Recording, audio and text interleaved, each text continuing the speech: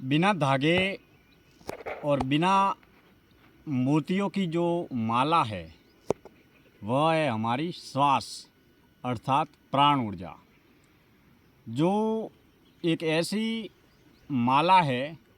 जो सदैव हमारे साथ में रहती है, सदैव हमारे पास में रहती है और जन्म से लेकर मौत तक हमारे साथ में रहेगी। वह माला है हमारी श्वास,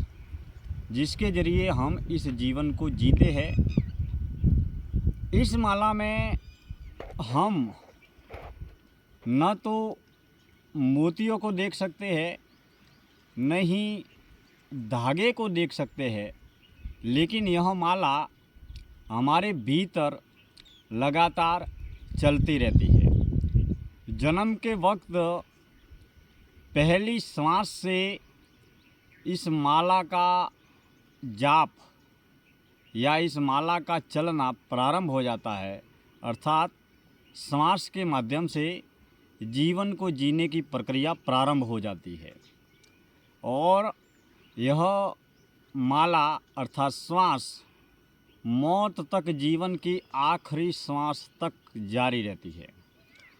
मित्रों, हम अपनी श्वास के प्रति होश, सजगता, जागरूकता को बढ़ाकर हम अपने जीवन में श्वास से लेकर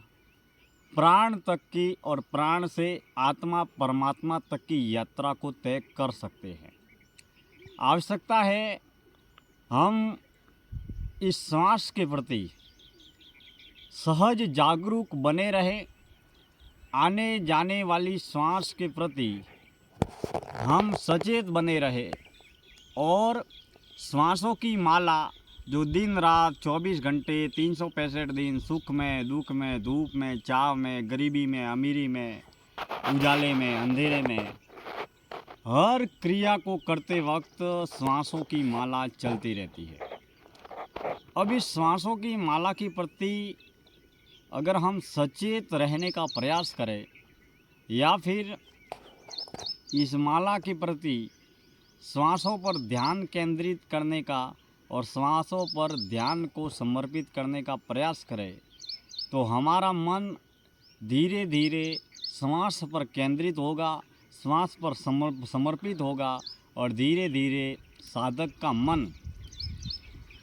से मुक्ति की ओर आगे बढ़ेगा। हम जब भी किसी कार्य में नहीं होते हैं या बिल्कुल क्रियाओं में व्यस्त नहीं होते हैं, हम कहीं पर भी बैठे हैं या सो रहे हैं या सुबह शाम पूजा करते वक्त या साधना करते वक्त, अगर श्वास के प्रति घंटे, आधे घंटे या 2 घंटे सजगता, जागरूकता और श्वासों को देखने का प्रयास करें, तो मित्रों, हमारे मन की शक्ति में, मन के आत्मविश्वास में और मन की मुक्ति में अद्भुत इस अनंत यात्रा का विस्तार होगा। क्योंकि अगर बाहर की बहिर्मुखी यात्रा करनी है और हमें कभी भी कहीं पर भी जाना है, तो हमें हमारी देह के जरिए कर्म की गति करनी होगी। हमें चलना होगा, किसी गाड़ी में बैठना होगा, हमें दौड़ना होगा, हमें बाहर की गति करनी पड़ेगी। लेकिन अगर साधक भीतर की यात्रा करना चाहता है, आंतरिक अंतर्मुखी यात्रा करना चाहता है, ज्ञान से आत्मज्ञान की अनंत यात्रा करना चाहता है, संसार से सत्य की खोज की ओर आगे बढ़ना चाहता है, तो उसमें एक ही डोर है, एक ही माला है, वह है श्वासों की डोर। इन आने जाने वाली श्वासों को पकड़कर, श्वासों को साध कर हम देह में फैले हुए प्राण के प्रति जागरूकता या सजगता बढ़ा सकते हैं। मित्रों, सच्चे अर्थों में कहे कि हमारा देह, जिसे हम मानते भी है और जानते भी है, जैसे मान लीजिए 5 तत्वों का ये बना हुआ देह है, जिसे हम अनुभव भी करते हैं, मानते भी है और जानते भी है। देह के बाद में बारी आती है मन की। तो हमारा जो मन है वो लिखता है, पढ़ता है, बोलता है, सोचता है, समझता है, उस मन को हम जानते भी हैं, मानते भी हैं। अब भीतर अदृश्य रूपी सत्य, शून्य या आत्मा, परमात्मा कहे, उसे हम केवल मन के माध्यम से मानते हैं, जानते नहीं हैं। वही हमारे प्राण देह के हर अंग में फैले हुए हैं, लेकिन उन प्राणों को श्वास के माध्यम से सजगता और जागरूकता के जरिए अनुभव कर सकते हैं। श्वास हर घड़ी में चलती है। जब हम हंसते हैं तब भी चलती है, हम रोते हैं तब भी चलती है, हम सुखी होते हैं तब भी चलती है, हम दुखी होते हैं तब भी चलते हैं, हम जागृत अवस्था में, निंद्रा अवस्था में, सपने की अवस्था में, जहाँ कहीं भी किसी भी अवस्था में रहते हैं, जीते हैं, तब श्वास चलती है। हम पूजा करते हैं, साधना करते हैं, ध्यान करते हैं, तब भी श्वास चलती है। और घर परिवार समाज संसार के, घर ऑफिस दुकान के बाजारू कार्य करते हैं, तब भी श्वास चलती है। हम एकांत में, मौन में, ध्यान में होते हैं, तब भी श्वास चलती है। और भीड़ मेले बाजार के शोरगुल में होते हैं, तब भी श्वास चलती है। और श्वास ही एक ऐसी माला है जिसके न तो धागा है और न ही मोती है, न मन के है। श्वासों की माला एक अदृश्य माला है जो 24 घंटे चलती है, और जब भी हम जहाँ कहीं भी जाते हैं वहाँ हमारे साथ में चलती है। जैसे मनकों की माला होती है तो हमारे पास में नहीं होती है, तो हम भूल भी सकते हैं, लेकिन श्वास तो प्रतिपल प्रति क्षण, भला कर्म करे तब भी हमारी श्वास चलती है, बुरा कर्म करे तब भी श्वास चलती है। एक अकेले होते हैं तब भी श्वास चलती है, और लाखों करोड़ों की भीड़ में होते हैं तब भी श्वास चलती है। श्वास का साथ जीवन के अंत तक हमारे साथ में और हमारे पास में रहेगा। इसके लिए दोस्तों, व्यवहारिक जीवन में अगर हम अपनी सांसों से गहरी मित्रता, गहरी दोस्ती और गहरा संबंध अगर स्थापित कर लेंगे, अभी जैसे श्वास चल रही है उस श्वास के प्रति प्रतिपल प्रतिक्षण सजग होश में रहने और जीने का प्रयास या अभ्यास करें, तो मौत की आखिरी अवस्था के वक्त, जिस वक्त हमारी मौत घटेगी, उस पल